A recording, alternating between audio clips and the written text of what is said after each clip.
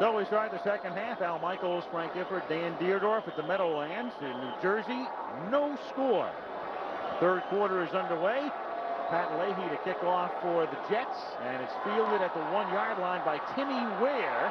And the one-time charger brings it back out to the 42-yard line. So it's Timmy Ware handling the ball for the first time tonight, who injects some life as Leander Knight makes the tackle for New York. Well, there's a flag down. Yeah. All the way back at the 15-yard line, and this is going to be some infraction, illegal use of the hands or something against the Raiders. So, boy, a golden opportunity goes by the wayside. They're going to be cleared back inside their 10-yard line. Illegal block, number 92, on the return. First down. Emmanuel King is the man. And this is a huge loss. We're talking about a 33-yard loss, and there it is, clear as a bell, right in the middle of your screen.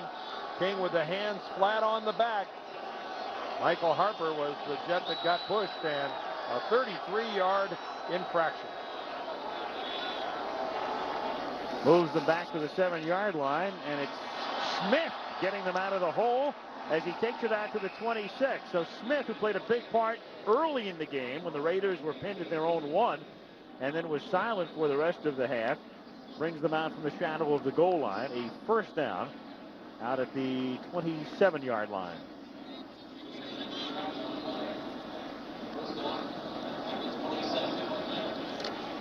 Tony Dorsett is at the Meadowlands tonight. In fact, up in the booth, and we'll be visiting with TD shortly. Find out his status. Tony, of course, injured and not playing the season for the Broncos. We'll get up to date shortly. From the 27-yard line, Schrader back to throw. Fires. The catch is made by Fernandez. Breaks the tackle, gets into Jet territory. Inside the 30, he's got a blocker. He's inside the 15. Touchdown, Fernandez. And no flag, 73 yards. Willie Gauld out in front of that one with a key block for Hernandez.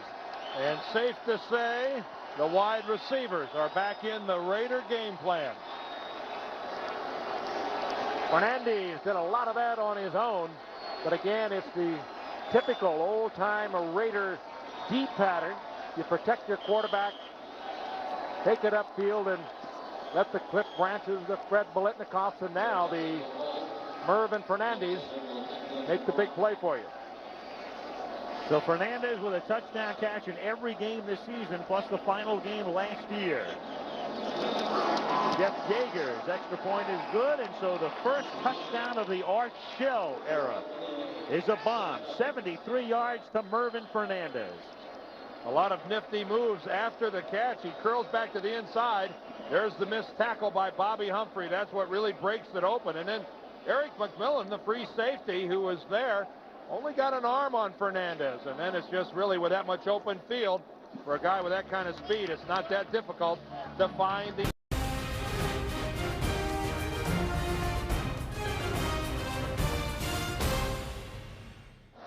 .103 gone in the third quarter, and the Raiders on top 7-0.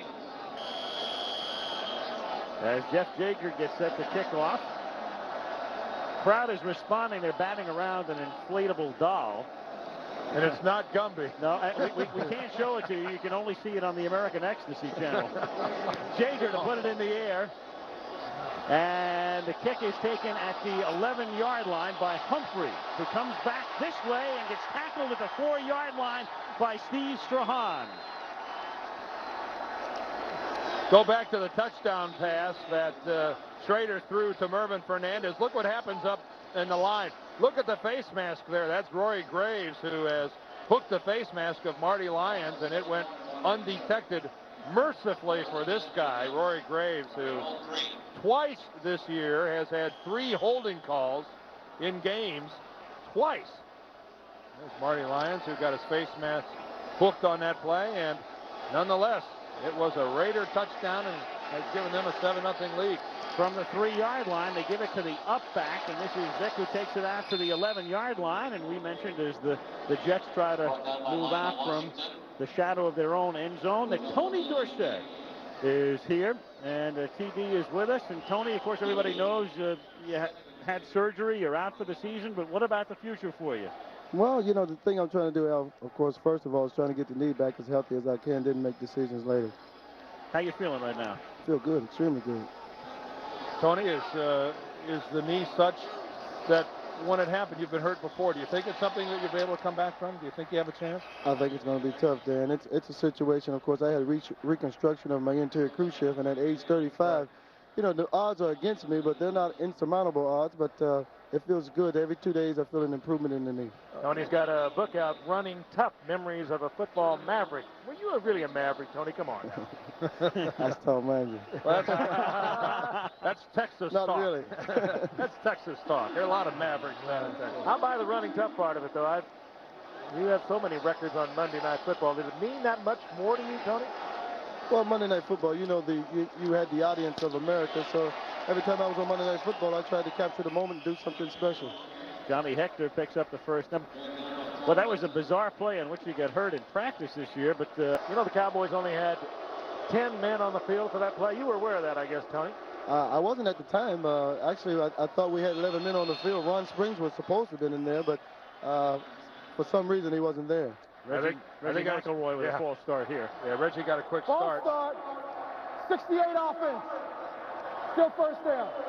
Tony, I started to mention a crazy play in which you get hurt this year, the injury in practice. Yeah, that's what makes it even so frustrating. You know, we're just in a non-contact drill, and I'm running the pass pattern, making that. I've made that cut a zillion times over my career, and I go to plant, and it doesn't plant, and the knee gives way.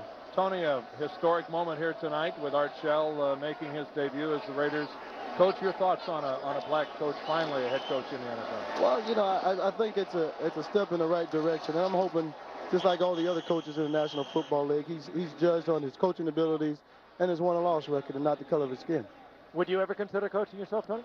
I don't think I'm cut out to be a coach. I think with so many different personalities that are in football today, I don't think I have the patience to really put up with it. You want to keep that headset on as a full-time job? I love to do that. Yeah, we knew why you guys here, huh? Time for Tony to leave now. TD, great seeing you. It was good visiting with you. Good luck with the book, too. Running Tough, Tony Dorsett. Thank you. Thanks, Tony. TD. The Jets from the 15-yard line. It's 2nd down and 9, and O'Brien slings one to the near side, and it is incomplete, intended for Townsell, covered by Lionel Washington. 3rd down coming.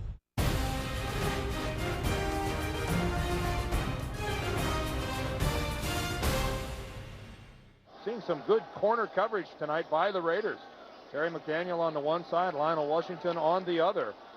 Getting locked up tonight in a lot of man coverage. Starting out in the old Raider fashion, bump and run up at the line. And they are playing good defensive football. And they've had to be real good. Again, they are minus Van McElroy, the free safety, who's on injured reserve. They throw underneath, and this time Townsell makes the catch and has the 1st down. He's tackled by Kerry McDaniel. So on 3rd and long, they pick it up. Also, we've got to know, talking about the Raiders secondary, of course, the year began on such a tragic note for the Raiders. Their strong safety, Stacy Turan, killed on a Saturday night near his home in Marina Del Rey in an automobile accident. And again, what made it even more tragic, Al, is that alcohol was involved, and Stacy was inebriated at the time of the accident, and I guess a sobering reminder to all of us about drinking and driving. But as you said, a loss to the Raiders that's difficult for them to overcome now with McElroy out as well. Both of their projected starting safeties not in game. And Russell Carter, who had replaced Turan, also out. One-time Jet, and nobody's within 25 yards of that. But again, that's Burkett, and we talked earlier about the little time he's had to work with Kenny O'Brien, the complexity of the Jets' offensive scheme of things, particularly as it's related to the pass. And again, the drums were rolling wrong for Burkett. I'm quite sure he's going to have a quick chat. I don't know if the NFL charts these kind of records, but this may be the farthest away from anyone on your own team a ball has ever landed. This was a good 30 yards away from Chris Burkett, who was the closest Jet. Steve Hurd checked it out. It's 32. 32, yeah, in 1957. 2nd and 10. And the catch is made by Griggs, the tight end, the man who is spelling the injured Schuler, and a 1st down for the Jets at the 48-yard line, and Hundley who was just picked up from Phoenix recently, is going to get a penalty that will tack on another 15. That's just not smart. And a little tacky to begin with, right out in the open field where you know you're going to get picked up on the flag. Well, Griggs kind of started it in that he flipped the ball to Hundley, but you know, that is a subtle way of taunting a player. Oh, they're going to call it. They're going to call Griggs for flipping the ball to Hundley to begin with.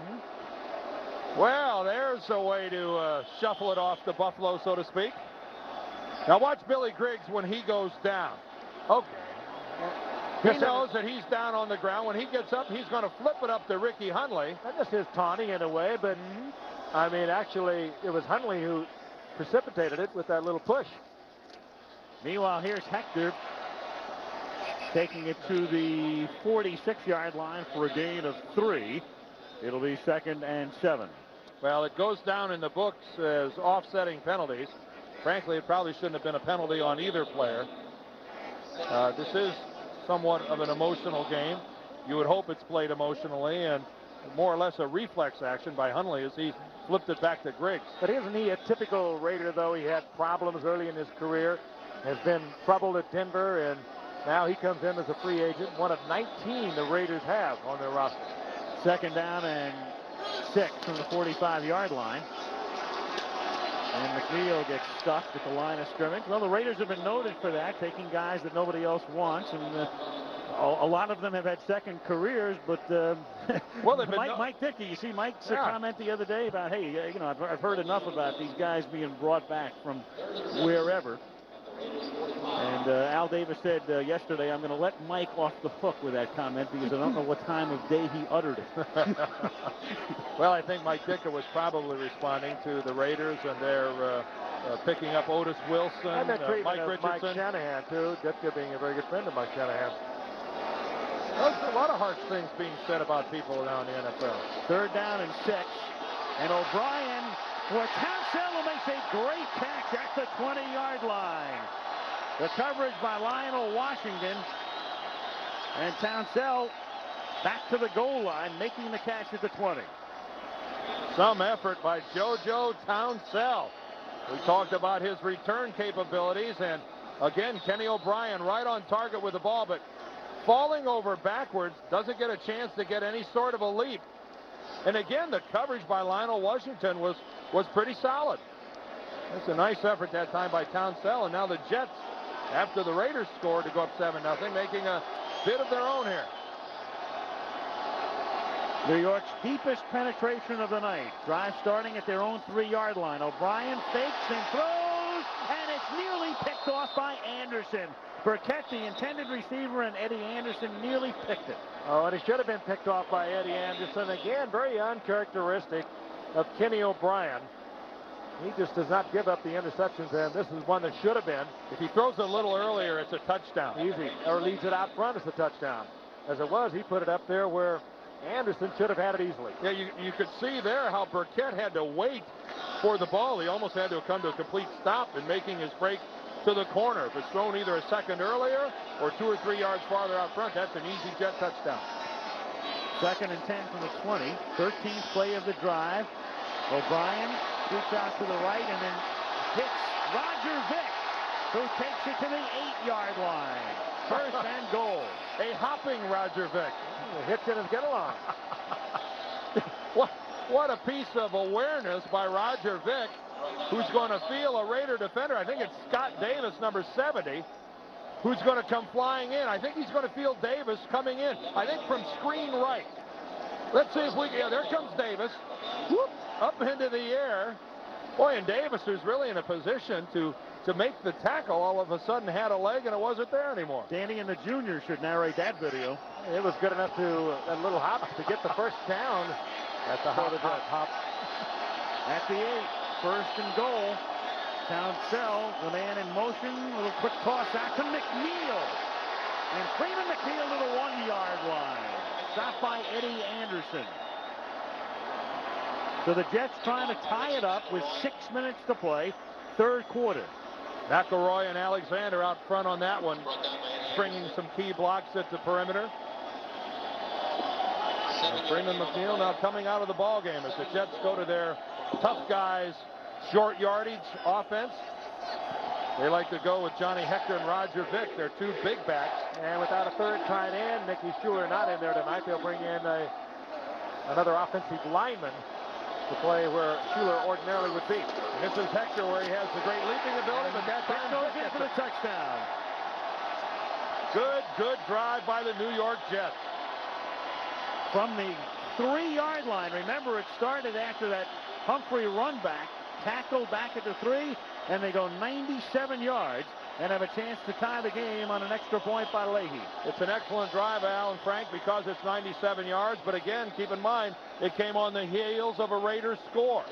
So you not only go all the yardage, but you counter the first touchdown of the game by the Raiders. And solid work there by the left side of the Jet line. That time it's Criswell, Hayton, Sweeney that get it done. Pat Leahy, who is establishing a Jet record tonight, playing in his 208th game as a New York Jet.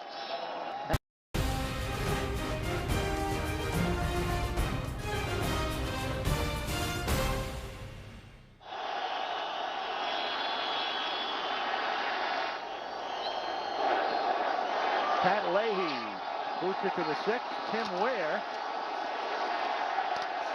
brings it back to the 21-yard line. Penalty. Well, we've seen some flags on the kicking game tonight.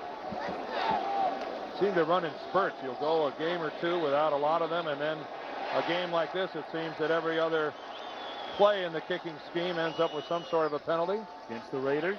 Another push him back.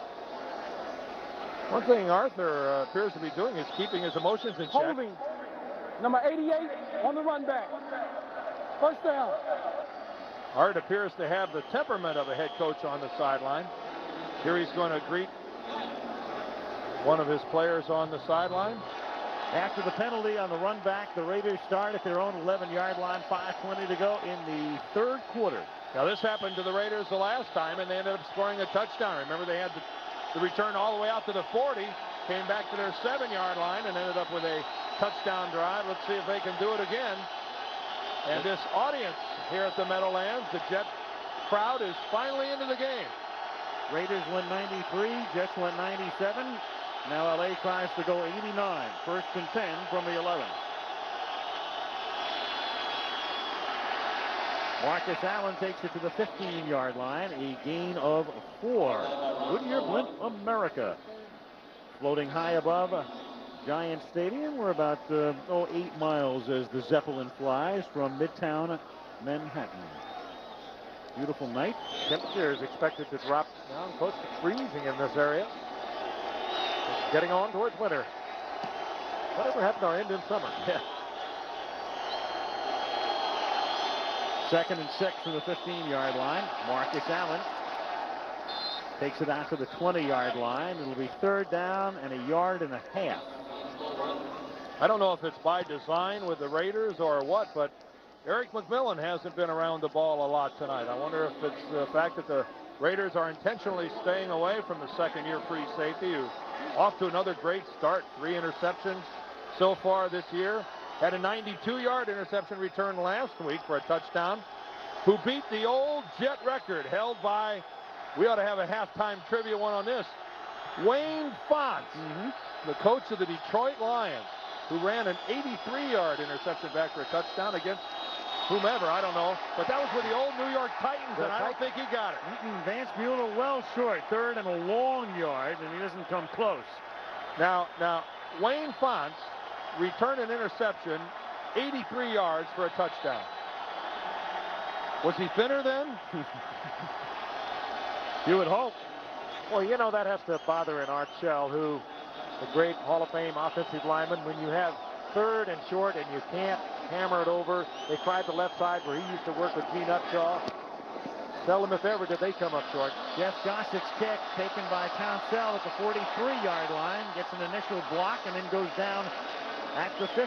So the Jets have the football at midfield. 37-yard punt.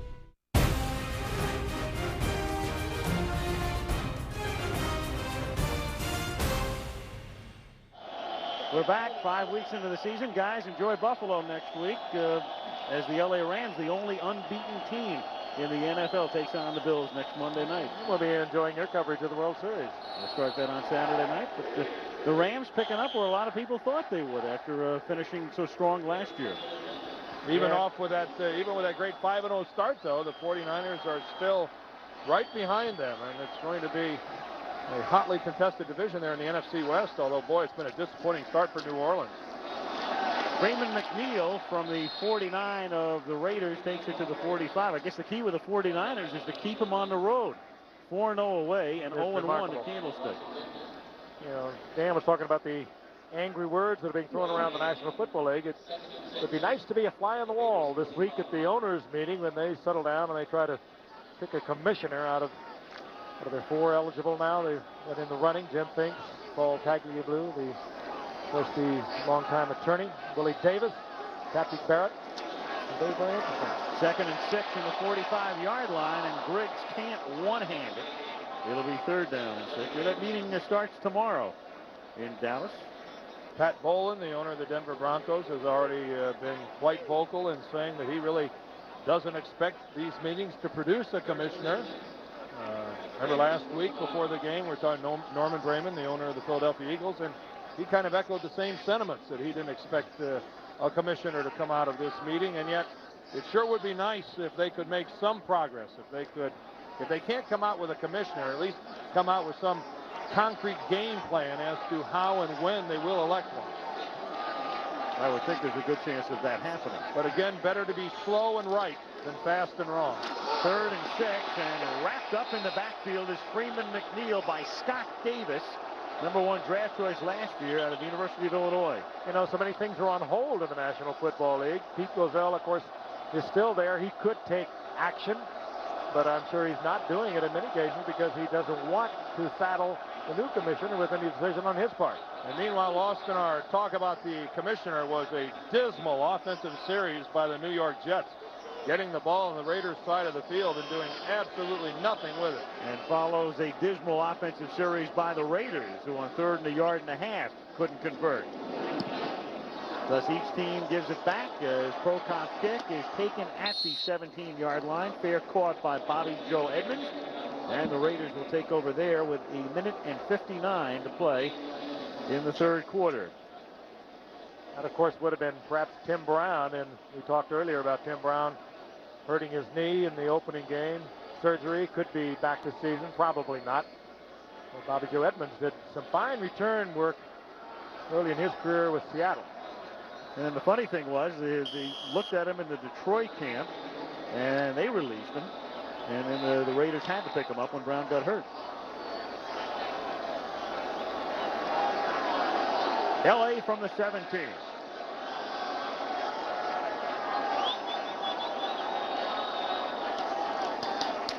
Marcus Allen. And out of bounds at the 32-yard line. A 1st down for the one-time Heisman Trophy winner out of the University of Southern California. From the 33-yard line. And this is Kerry Porter. His first carry of the night out to the 44-yard line. Pretty good looking running back out of Washington State, 6'1", 220-pounder. 12-yard pickup. There he is. But the problem is when Bo gets there, what do you do with Kerry Porter? I asked Art Shell last night about what he planned to do, and he said he would face that when it came up, and that could come up as early as next week because Bo is expected to report.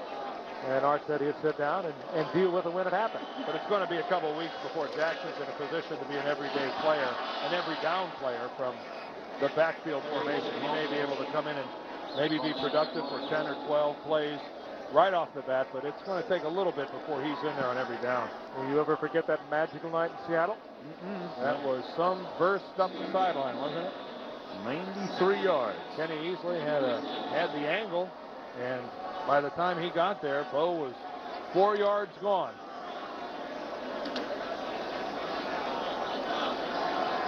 Second down and 7 after a 3-yard gain by Porter. 40 seconds to go in the quarter. Vance Mueller is now in the game alongside Marcus Allen. Mueller Turns the corner, and James Hasty runs it out of bounds near the first down marker. Oddly enough, the Raiders are able to run the ball when the Jets defensively are much better against the run than they are the pass. We talked about it earlier, last in the league defending against the pass, and yet the Raiders are attacking their defense with the run where they were 5th in the NFL against the run. Well, one thing about it, when Mike Shanahan was the coach, you knew that he was really a pass-oriented type of coach. With Art Shell, I don't think there's any mistake how he would like to see the Raiders earn their money, and that's running the football. Nothing fancy, the old slants off tackle. I don't think there's any doubt that that's what the big guy would like to see. Well, they came up short last time running on 3rd and short. Here it's 3rd down and 2. Play clock was all the way down, and it cost them. It's a delay. And Galt, I think, also, top of your screen, was offside. Well, he was trying to go, but I'm afraid the clock expired even before Galt took off. False start. 63 offense. Still 3rd down. You could take your pick on that one because the clock was down to 0. Well, I'd like to know how he gets John Giesick, the left guard, when Willie Galt was long gone. Safe to say that Jay Schrader just allowed the game clock to get too close, forcing the rhythm of the Raiders to get totally messed up. We had receivers leaving early, linemen rocking back in their stance, all to try to avoid a penalty that they ended up taking anyway. 3rd down and 7. Good protection and going deep for Alexander, and picked off by McMillan. His 12th career interception. And the son of one-time Cardinal Ernie McMillan takes it to the 30, the 35, and is out of bounds at the 45-yard line. And I'm going to tell you right now what happened there, guys. Mike Alexander, for whatever reason, gave up on his pattern. He was going to run a fly and then a move to the inside and then back to the fly again. And for some reason, he just stopped. Now watch him working one-on-one here with James Hasty. Now Hasty's giving him lots of room. But right here, Alexander just stops. I mean, he really slows down. And if he stays in full stride, he's down in the vicinity of the football. And here comes McMillan, his 4th interception this year. Last week, he took one back 92 yards against Indianapolis, and Pro Bowler a year ago, and as Al mentioned, the son of a great one that you know so well, and Ernie McMillan. Well, this has been, I'll wait till O'Brien's done here. From the 45-yard line, he hits Burkett, and he's out of bounds about 2 yards short of the first down at the 47. I mean, this has been my year to watch sons of former teammates. We just saw what names too, Eric. Yeah, we just saw what Eric McMillan did here with his 4th interception of the year, and then earlier this season, we saw the Browns and the Bengals, and Eric Metcalf, the son of Terry Metcalf, another one of my teammates, and of course Ernie and Terry Metcalf were teammates together. Wow. Second. We didn't win many ball games, but man, they were sure fathering some great sons. Good bloodline. 2nd and 2 and a first down on the final play of the quarter. Johnny Hector to the 41-yard line, stopped by Mike Harden, and so each team scores a touchdown in the 3rd.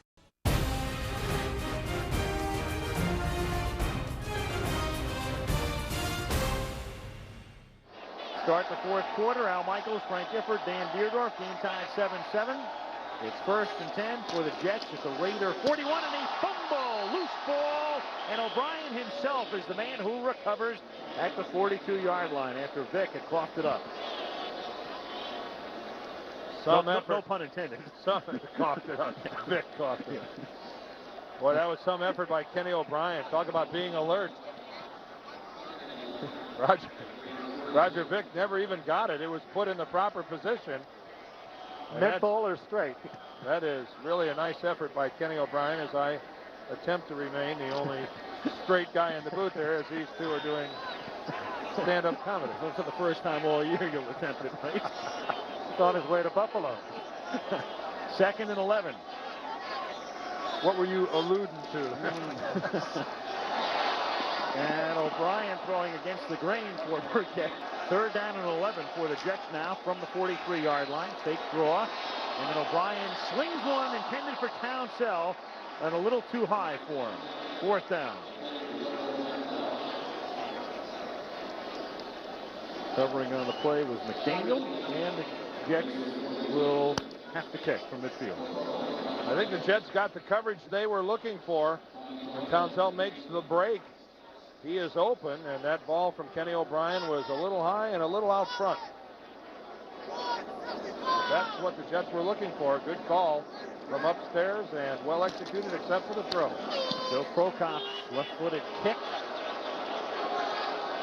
will bounce at the 8-yard line, take a Raider bounce, and is down at the 10 by Ken Rose.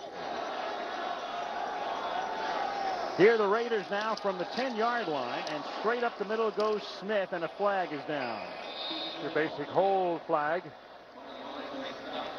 Just for Rory Graves' sake, I hope it's not on him. He has had as difficult a start of the season that any tackle could have in terms of number of penalty flags, and I'm sincerely hoping it's not on you, young man. Holding. 67 offense. Still 1st down. Dan Turk. Dan Turk, the center, who's filling in for Don Mosbar, the regular center and one of the better offensive linemen in the league. In the old days, Raider football would be for a Stabler to drop back, Jim Plunkett to drop back and just fire one deep to one of those outside receivers. 1st and 15 from the 5-yard line. Whatever it is, it's being changed at the line of scrimmage by Schrader, and he better hurry. Play clock is down to 7.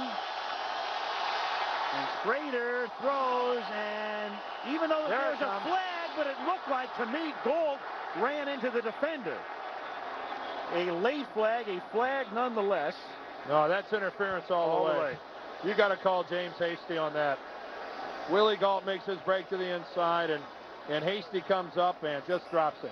Question is, was it a catchable pass? And that's the reason for the conference right now. And that's almost impossible to tell from up in the press box. That's a ground level call as to whether or not it's catchable. Hasty did collide, but I think it was respect for Galt's speed that made him drive in on Galt.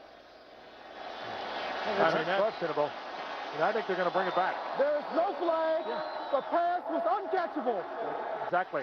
Okay, well, there's no question that if the ball was catchable, that would have been interference. James Hasty came in and hit him from behind. Kyle Clifton, meanwhile, is putting the pressure on Jay Schrader. Wisely pulls off and doesn't pick up a flag. And I think Mr. Shell is saying that ball looked awful catchable to me. And frankly, I don't blame him. I think that was a penalty. I think that ball was close enough that it's impossible to say that it wasn't catchable. 2nd and 15 from the 5-yard line. Schrader, and incomplete, intended for Steve Smith, who was in a lot of traffic in amongst the linebackers, including Benson. Credit Jeff Loggeman, the rookie #1 draft pick, who dropped deep into the pass defense and took away Willie Galt. That's where Schrader wanted to go, and he had to check it off. It was incomplete. Here he is with his checkoff man, getting it to Smith, and excellent coverage there by Benson. Very, very good. So the linebackers, Benson and Loggeman, doing a good job for the Jets. 3rd and 15 from the 5.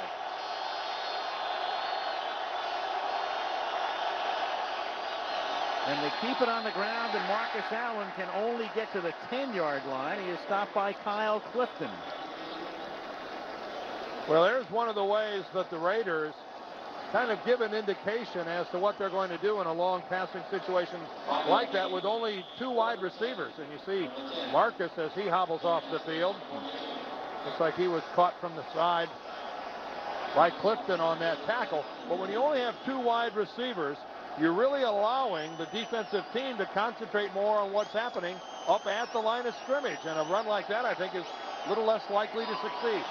Jeff Gossett and the Jets have Harper and Townsell both back, and a fair catch made by Townsell back at the 41-yard line. Excellent punt.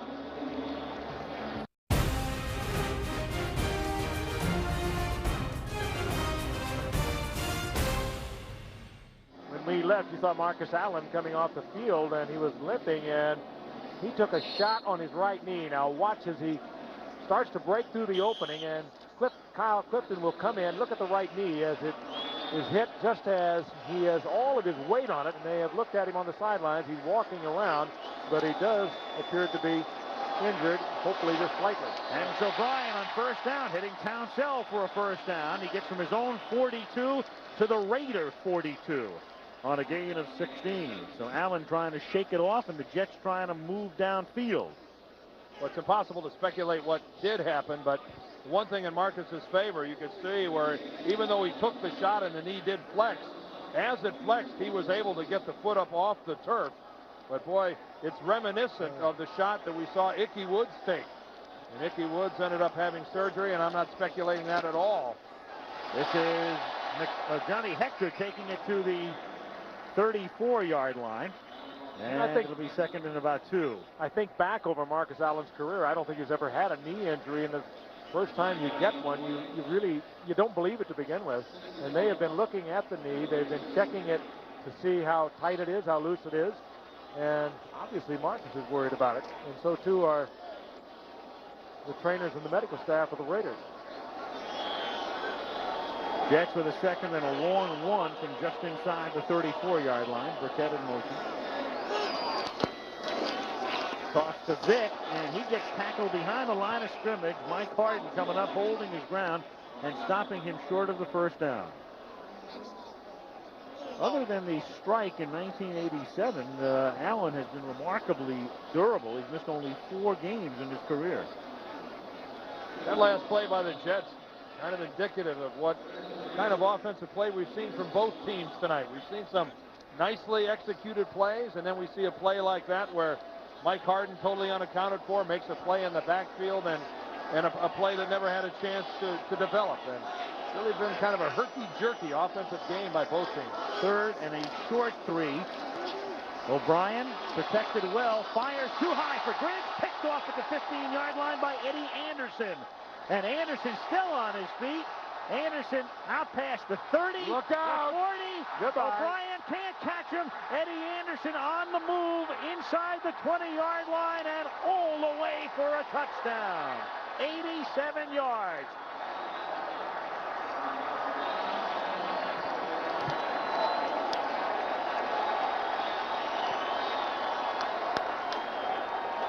Eddie Anderson getting the start because McElroy is hurt. And he's the man of the hour for the LA Raiders, scoring his first NFL touchdown with 10:05 to play. Well, give an assist to the Raider pass rush. O'Brien out of time, had to deliver it before he wanted to, and he was hammered to the turf just as he delivered that ball. He never saw it intercepted. Keep in mind, though, what we talked about early in the ball game, how it's an unusual year for Kenny O'Brien, having more interceptions than he does touchdown passes. Jager's extra point is good. So last week, the Jets got beat on a punt return by Clarence Verdun, and tonight they now trail on an interception return by Eddie Anderson. O'Brien does get the pressure from the backside, but it appeared that the ball took off on him. It just sailed, and it was an overthrow. This will be the perfect angle to see it. Greg Townsend, he's the designated pass rusher for the Raiders, and he just waffled O'Brien as he released the ball, and here comes Anderson. O'Brien got up, got into the pursuit of Anderson, but this was a no-contest affair as Anderson takes it in for his first touchdown. And that was also Reggie McElroy, number 68, giving pursuit, but Anderson takes it all the way. Greg Townsend has all the Raiders sacks into tonight, or had them all.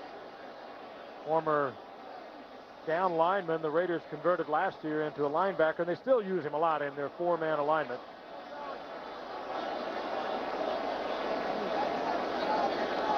(14-7).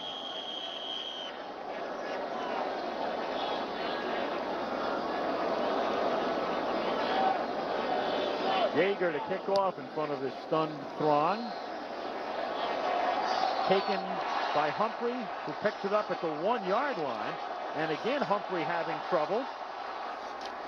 But at least this time he's able to run it back to the 13. The last time he fielded it on about the 8 and ran it back to the 3.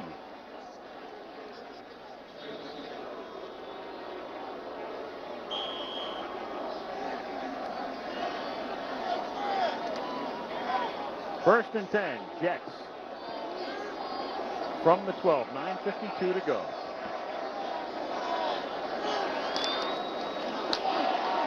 Freeman McNeil to the 15-yard line for a gain of a couple.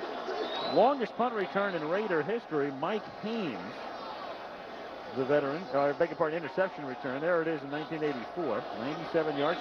Freddie the Hammer Williamson back in 62 when the Raiders were in the AFL. And now Eddie Anderson for the showman. Freddie, of course, dropped by here at one point in his career. Brief visit. Second and 8 from the 15. O'Brien throws complete to the 21-yard line. The catch is made by Billy Griggs, but you can see he's about a yard and a half short of the first down. Jets thus far this season, and it's been kind of a Joe Walton trait. Third and short yardage, they like to go with play action and throw the football. 3rd and 1 from the 22-yard line. And O'Brien, the play fake, nice one-handed catch by Johnny Hector, and a big play for him as he takes it out to the 42-yard line, keeping the drive alive. Run out by Zeph Lee. Yeah, the Raiders had to know that frequency also, and I'm surprised that he was able to get that open because it is what the Jets like to do on 3rd and short yardage. We look at it as a very high percentage way to get the first down, and they've been able to do it this far during this season. But Boomer Esiason went to East Islip High School, and that's where Joe Walton's son is performing so well now for East Islip. Big young man, 6'3". Joe's father was an All-American at Pittsburgh, as was Joe. 1st and 10 from the 43-yard line. O'Brien to the far side. Burkett makes the catch. Short gain, stopped by Washington. Pickup of 3. The clock running, 8:10 to play.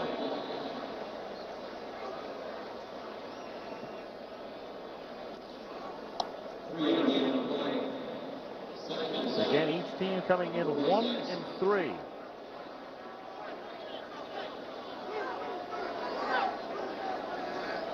Second down, 7 from the 46-yard line. And this is Johnny Hector for a short gain. It'll be 3rd down and 6.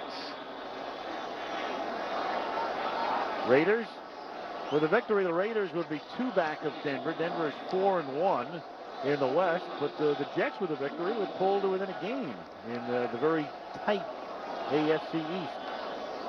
Well, they pulled to within a game of the Buffalo Bills and the Indianapolis Colts, and the Bills, of course, you got to wonder what the future holds in store for them with an injured Jim Kelly. 3rd down and 6. O'Brien. And the protection breaks down, and Scott Davis sacks him at the 35. That's a trample job there. Boy, now there's a case of a guy just getting run over. Scott Davis is number 70, who's lined up right here. Take a look at him. And this is what's known, ladies and gentlemen, as the old-fashioned bull rush. Nothing fancy, straight ahead, and he just goes right over the top of Adam Stryver. Doesn't have a chance. Prokop's kick. A short floater caught at the 36-yard line by Edmonds, and he gets tackled immediately by Carl Howard with 6 minutes and 38 seconds.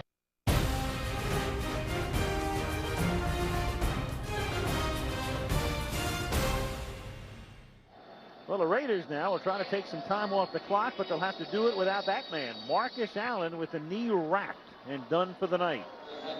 And the Raiders can only hope only done for the night and not a couple of weeks. Power football. That's what the Jets are looking for. A good time to go up and over. Mueller and Porter are the running backs, and this is Mueller cutting inside Porter's block. and then tackled by Gordon out at the 40-yard line after a gain of about 5. If the Jets lose this tonight, they'll be 1-4. The same for the Raiders. But for the Raiders, it would be a little tougher because Denver is off to a 4-1 mark early in the season, while Buffalo and Indianapolis are tied in the AFC East at 3-2. Denver really giving all the signs of being a totally rejuvenated franchise. They are playing good football. They went from small, quick to big and powerful, didn't they? Dan Reeves has really gotten some good-sized people there in a hurry. 2nd and 4, and Schrader fires over the middle to a wide-open Mervyn Fernandez, who coughs up the ball, and it's recovered by the Jets, but they're saying no catch.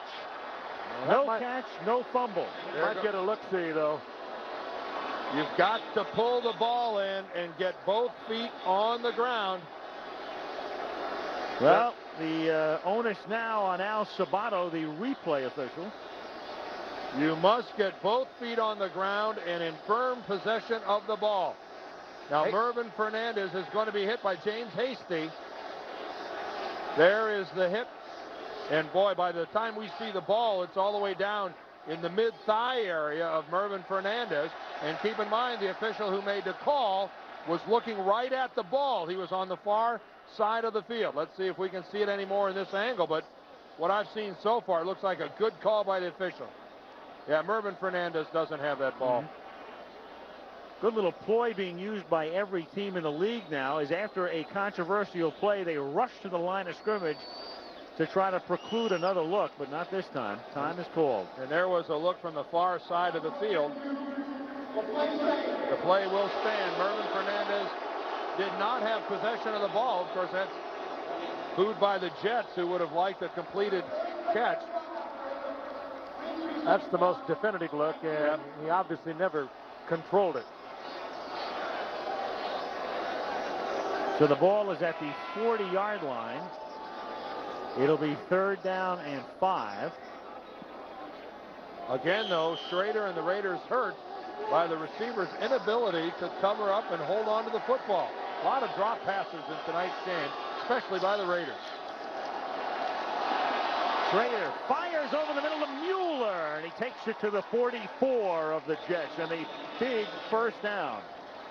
It is classic Raider offense of the years gone by. The 3 receivers, Dial, the tight end, Fernandez and Galt, both taking it deep and sending the one back out of the backfield and just letting the quarterback read it. Crowd quiet now as the Raiders pick up a 1st down, and again, it will take a lot more time off the clock, which is ticking down to the 5-minute mark. LA on top by 7, 1st and 10. The Marcus Allen-less Raiders at the 43-yard line. And they give it to Porter, and he gets tackled at the line of scrimmage by Marty Lyons by the ankle. Now, you touched on something. Marcus Allen is their man, not only when you want to move the ball offensively looking for points, but when you want to control it. He is a power runner, can take it inside and outside, and he works so well on the short, high percentage stuff out of the backfield, and he is looking on and looking very concerned himself on the sidelines about that knee. Again, I don't think he's ever suffered any injury. Remarkably durable and a great college career at USC and through his 7 years plus here with the Raiders. 2nd and 9 from the 43-yard line. Schrader taking as much time as he can off the play clock, which is now down to 3, 2. They get the play off, and Mueller goes nowhere. Gets turned back by Gordon with an assist from Lageman. 3rd and long. So this is a drive for the Raiders that can be measured in success not only by points, but by 1st downs. And they have been chewing up both some field and some clock. Try to get something high percentage and let the run take care of the rest of it. 3rd down and 14. Schrader out of the pocket and almost across the line of scrimmage, and then throws. And the catch is made by Mike Alexander, but he is a little short of the 1st down. Somehow, some way, Schrader able to get the ball in there between the defender and the sideline, but short of the 1st down. Good move by Schrader. He knew even though he could scramble for 7, 8, 9 yards, that he could not get the first down. He waited and waited, and finally was able to deliver the ball. And a super catch by Alexander, both feet in bounds, and it'll give the Raiders a 4th down and 1. Major decision for head coach Art Shell. Well, you're inside the 35. If you're thinking field goal, it's a 52-yarder. And the Raiders are going to take a timeout to think this one over. So the first real critical strategic decision to be made here by Art Shell and his staff, with exactly 3 minutes to go in the 4th quarter. Situation where it's 4th and 1. They've used their first timeout. And Trader's coming back out, so they will be going for it. Well, it's just all a question of what kind of confidence you have in your kicker's leg at a long distance like that. The other thing to keep in mind, a lot of times when a kicker attempts a longer field goal than he normally can handle, a lot of times he kicks that ball low and attempt to power it, and that's where you end up with a blocked field goal, and you'll oftentimes see those return for big plays. I'm sure that was factored into the thinking. 4th and 1. The play clock is already down to 6 seconds. They have to get it off in a hurry. Unless they're just trying to draw him off, but no, they go for it, and it's close. Steve Smith stumbling, and may have stumbled his way into a first down. They have to get to the 33.5. Boy, and in that pile right there, I lost sight of Smith altogether. I don't have any idea where they're going to spot this ball. They're going to spot it plenty of yardage for the first down. He just stumbled through there and got down close to the 33-yard, and they'll bring it in, but it looks from up here that he hasn't. It does.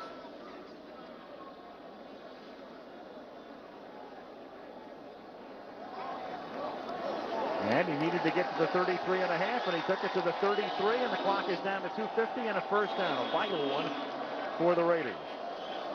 I wonder if Art Shell will have a tough time staying away from wanting to run left in situations like that. The subconscious mind might want to tell him, go left, go left, go left. Bookend Hall of Famers over the left side for so many years. We don't see that very often. That first down by the Raiders has sent some of the Jet faithful scurrying for their cars. Even though the Raiders only lead by 7 points, this has been an impressive drive when they had to keep it. From the 33-yard line, the Jets are going to be forced to use their timeouts on defense, and Smith takes the ball to the 30-yard line, and timeout New York with 2:16. We'll get a free one, of course, with a 2-minute warning. So Joe Walton, it's funny, the trademark of Walton's teams since he came to the Jets in '83 has been to get off to great starts and then fade at the end. And he can only hope for the reverse this year, because the Jets are going to be off to a 1-4 start unless they can pull it off. As to those credit, this has been a decimated team through injuries. 3 Pro Bowlers, former Pro Bowlers, not seeing action tonight. Well, Altoon did see a little action before he had to leave the game, but Mickey Schuler unable to go at all tonight, and Wesley Walker has been out since the first game of the season. There it is. You can see the first 5 games in each of Walton's years, good records outside of this year, and they fade away at the end.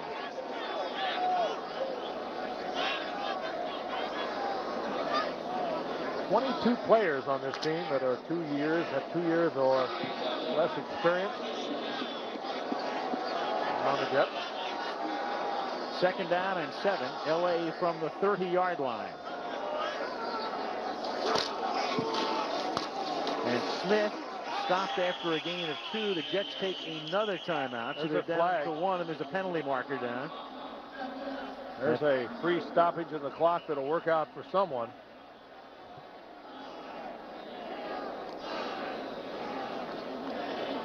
That's a double bonus to the Jets if it happens to go against the Raiders, which it does. So they not only don't have to use one of their timeouts, but some yardage will get assessed against Art Shell's club.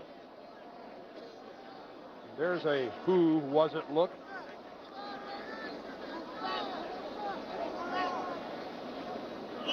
One of the things that goes with the poise, doesn't it, Dan? At this point, you don't get this holding call. Holding, 66 offense. Still 2nd down. Steve There's Wright. no Jet charge timeout. And as Johnny Greer just told us, no timeout charge. A free one because of the penalty. Steve Wright is at the top of your screen. You see him lined up at tight end. He's an offensive tackle.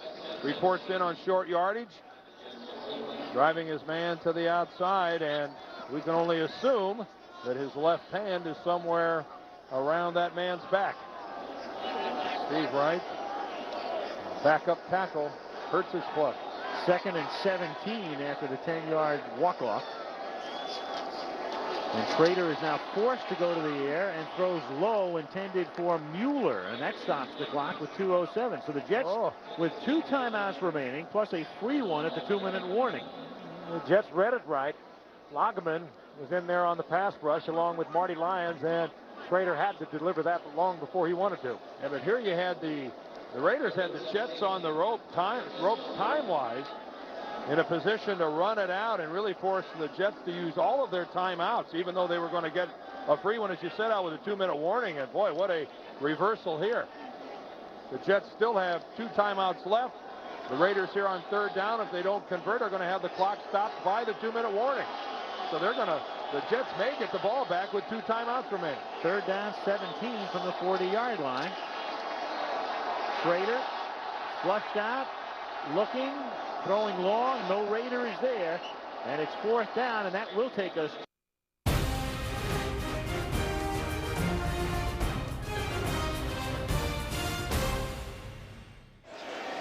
With 1:59 to go, the Raiders will punt. The Jets will get the ball back.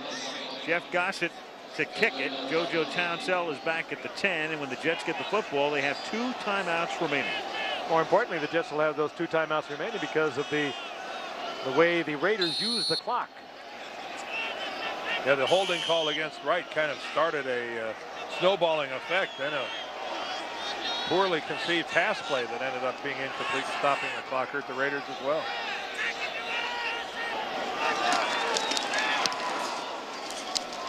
End over end, Townsell fields at the 10-yard line. And out of bounds he goes at the 15. The tackle is made by Mike Dial, and the clock shows 1:51 remaining. Don't you wish, if you were a Jet, that you had Al Toon available? Big, strong, clutch receiver you can throw the high percentage pass to and let him break a tackle and add on a lot of yardage with the ability to run the football. He's unavailable, however. Wesley Walker has been unavailable since the beginning of the season. He's the other deep flying Jet. And of course, Mickey Shula is a guy who could take you downfield with 4 or 5 catches. All unavailable to the Jets. And thus instead, to the bottom of the screen, you've got Townsell and Burkett and Michael Harper. And O'Brien goes the other way for Griggs, but he was well covered with all 3 receivers to the right. He still, Griggs did, drew double coverage from Lyndon King and Eddie Anderson. 2nd down. A novel concept of putting all 3 receivers to one side, then working the other side of the field, but it doesn't work if the lone receiver to the far side is in double coverage. I mean, that's the type of situation where the QB's got to look at that and come off immediately. Boy, and Joe Walton on the sidelines is saying, Kenny, you can't make that throw. That's not the proper read. 2nd and 10, out of the shotgun. The throw underneath to Griggs, and he's tackled by Anderson. That's a 1st down at the 30. Ball comes loose after the play. Jets conserving their timeouts. They have a pair remaining. 1st down at the 30. Howie Long back in the game for the Raiders, trying to put on a pass rush. And O'Brien looks for the sideline and throws too high, intended for Townsell, and he was blanketed by McDaniel. 1:25 to play. Good work by the Jets up front. They're giving O'Brien time. They're giving Kenny the time to see the field.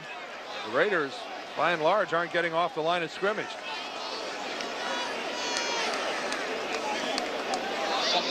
Second down, 10, 1:25 to go. Again, it's Burkett and Harper and Townsell all split right. And O'Brien throws to Griggs over the middle, never had control. Incomplete, covered by Haynes, 3rd down. This has been a horrible game from a receiver standpoint. We have seen sloppy attempts at receptions by receivers on both clubs. Even Mervin Fernandez, who turns in the big play for the Raiders, And Marcus has a couple of drops. Everyone has taken turns. No one's been immune here tonight. It's a good excuse Griggs because he's not primarily receiver for the Jets. Nevertheless, he is a tight end. That was right in there. Now they're going to have to keep in mind, hey, you're going to have to think first down. 3rd and 10, and into traffic. Townsell somehow comes up with the ball at the 47-yard line, tight roping the sideline. In traffic, 17-yard gain, first down, New York. Well, that was a design pass play. It was a strange one because you had Burkett and Townsell right together. And as a matter of fact, Burkett screened out. There's number 87, screened out a defender for the Raiders. Makes the catch and gets the first down. Boy, that's a risky pass. A lot of confusion on the sidelines. Keep in mind, when you have two receivers that close to one another, they bring their defenders in that close as well. You had 5 people within a couple yards of the ball.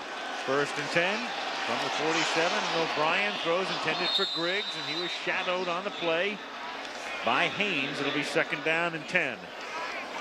Haynes in his 14th year, and he was right with the receiver all the way. 2nd and 10 at the 47-yard line. If this is going to be a Jets comeback, it's not going to be viewed by many. This place is 2/3 empty right now. I've been intrigued by the fact that whatever design Bill Walton has in his pass offense, where he puts 3 men to the one side, up until now he's put them on the short side of the field, the hash mark side of the field, and this way he goes back to the more orthodox setup. There's still plenty of time with both timeouts. 2nd and 10, and the catch is made at the 40-yard line, but the ball comes loose and it's incomplete. Incomplete, intended for Keith Newbert. He drops it again. I mean, Newbert, I think we're going to see on replay, this was a very catchable ball. Unless someone strips it out, but it sure looked good from here. This will tell us all we need to know. I mean, Kenny O'Brien, I'm afraid, just can't throw it any better than that. Mike Harden is there, and also defensively was Zepp Lee, former running back at SC. Yeah, I mean, what do you do as a coach? No wonder Joe Walton has a I could just burst into tears look on his face. 3rd down and 10. Fake draw. O'Brien throws, and the catch is made by Burkett at the 34-yard line. A first down. Stopped by Anderson, and the clock was 53 seconds. Now the difficult ones we can handle. And timeout called by the Jets, so they've got 1 remaining. There's the move by Chris Burkett to the sidelines, and another perfect drop by Kenny O'Brien. Lays it right over the top of Terry McDaniel.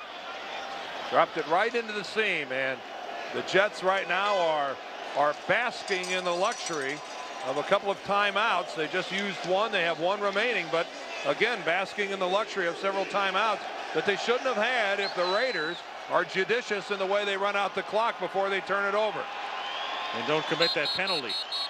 A holding penalty, then an attempted pass that ends up being incomplete. The 2-minute warning, and where they could have run out the clock, the Jets end up with timeouts left to work with, and now they're threatening to score. And where the Jets will be able to work now, as the Raiders become very conscious to the outside, will be up the middle. They'll have to be a very poised Jets ball club. Freeman McNeil would be a likely candidate coming out of the backfield. But they'll have to be able to get back and get into the huddle quickly. 1st and 10 from the 33-yard line. O'Brien nearly sacked, stumbling, sacked at the 50-yard line. Of all times to get sacked, Mike Wise and Howie Long. To longtime Jet fans, it comes as no secret that Kenny O'Brien is not at his best when he's on the move out of the pocket. He is not a good scrambler, and it really showed that time. They need 24 for the first. They throw it underneath, and the catch is made at the 34-yard line by Townsell. And the clock is now stopped for the last time by the Jets. So they have no timeouts remaining. 28 seconds. The line of scrimmage is the 34. They have to get to the 23 for a first down. It'll be 3rd and 11. Boy, what a sack. What a costly sack to Kenny O'Brien and the New York Jets. Of course, he was flushed out of the pocket, and being right-handed, he was flushed out to the left. Very difficult for him to get off anything that even remotely looked like an attempt to get to a receiver. And as you can say, as Dan said a moment ago, he's Well, he's not the most agile coming out of the pocket. That's not his strong suit whatsoever. And Howie Long, who has not played that much, actually for the past couple of years, big play. Stayed active. It was not pretty. Blocked initially at the line of scrimmage. Nowhere to go, but kept moving. Moved in the right direction. So the Jets out of timeouts. 3rd down, 11. O'Brien in conference, sending Burkett, Townsell, and McNeil. Well, they don't have to go to the end zone right here. They shouldn't be afraid to get just enough yardage for the first down. And O'Brien looking for 11 yards and has it. A first down at the 15-yard line. Chris Burkett, but they can't stop the clock. So here they come with a clock ticking down. Raiders taking their time as much as they can. From the 16, O'Brien, and you're allowed to do that without a penalty to stop the clock. Throws it into the ground with 9 seconds. Well, this should give the Jets 2 plays into the end zone. And they have to go to the end zone. They cannot run a play and get to the ball in time for a second snap. So they have no choice but to go to the end zone, at least on the first play. And then they could probably afford to be short of the end zone on the second one and hope that someone is able to run it in. But this first play right here has to be into the end zone, and it has to be a relatively quick pattern. Again, 3 receivers, the 3 wideouts, all to the right. From the 15-yard line, O'Brien, flag is down. The pass is much too long. Oh, that's going to be 8 holding. yards out of the end zone, and Howie Long involved in the play. The holding call goes against the Jets. The clock is down to 3 seconds. Long was the man who got held.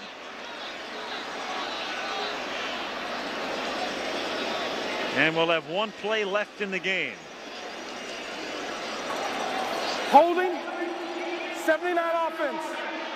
Still 2nd down. Mike Haight. Mike Haight, the left guard. Let's take a look at it. Howie Long with a strong inside rush. And Mike Haight just has the right arm all the way up there and tackles Howie Long. Give Long credit with that strong classic rip move to the inside that he's used for years, and Haight just wasn't ready for it. Final play of the game. No secret where they're going with it here. And O'Brien to the end zone. It is knocked down by Terry McDaniel, and Art Shell has won in his Raider debut. I think that's a happy man. I wonder why. An ecstatic man. He is no longer the first black coach in the NFL. He's just a winning coach right now. Let him savor it for a while. Just win, baby, is the Raider theme, and that's exactly what he has done. It weren't pretty, but it's a W. And for the Jets, well, 1-4 is their start, and it is a long way to go. Al Davis and the Raiders, it'll be a happy charter home. They'll get to L.A. in the wee hours, but they'll get home with a victory. And Al Davis has returned, as he put it, to Raider football. And we'll see in the days to come, the weeks to come, Al, because we touched that at the very beginning. They beat a 1-3 Jets team, not one of the strongest in the league, and they have a pretty tough schedule down the line. And there is the man who has to be happy tonight. Art Shell, a winner in his very first game as head coach. And he makes his home debut as a coach against Kansas City next Sunday at the Coliseum. And in fact, in pregame ceremonies, they will officially present him with his Hall of Fame ring next Sunday. Been a big year, hasn't it?